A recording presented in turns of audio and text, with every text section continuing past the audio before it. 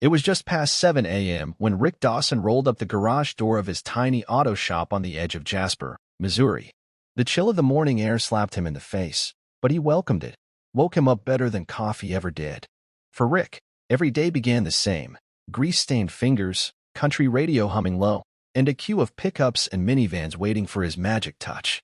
What didn't usually happen, though, was a panicked knock at the door before he'd even reached for his first wrench. "Bus broke down out on Route 14, said the red-faced man standing there, panting. "It's full of kids, special needs students from the county school. No one can get out. And it's freezing." Rick didn't hesitate. He grabbed his toolbox, tossed it into his rusty Dodge Ram, and peeled off down the highway like a bat out of hell. When he reached the bus, it was parked awkwardly on the shoulder, hazard lights blinking weakly through the fog. Inside, he saw little faces pressed against the glass, confused, cold, and scared. The driver, a woman in her late 40s, looked near tears. "Battery shot. Engine won't even click. The dispatcher says they'll send another bus, but it could be hours." Rick didn't say a word. He got on his knees in the wet gravel and slid under the bus. Jacket be damned. It was more than just the battery. The alternator was cooked, and the wiring was a rat's nest. Still, he worked. In the mud. With numb fingers. Because those kids, those beautiful kids, needed warmth and safety.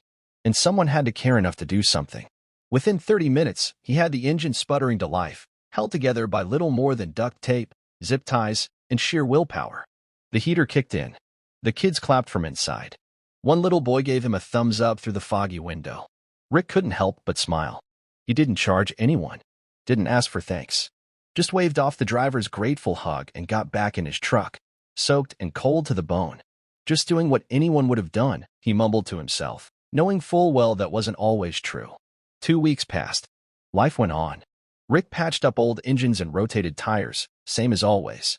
Until one rainy afternoon, a sleek black SUV pulled into his gravel lot. The man who stepped out looked like he belonged in a boardroom, not in Rick's greasy shop. Tall, sharp suit, no umbrella. He looked around, spotted Rick under the hood of a Corolla, and walked right up.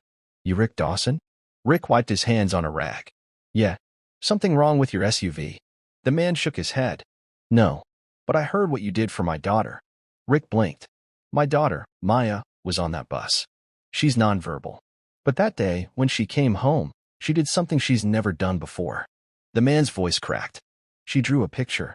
A man fixing a bus. She doesn't draw people. Ever." Rick didn't know what to say. "I'm Mark Trenton," the man continued. "CEO of Trenton Dynamics. We make adaptive tech for kids like Maya." Rick raised an eyebrow. He'd seen the name on a billboard once.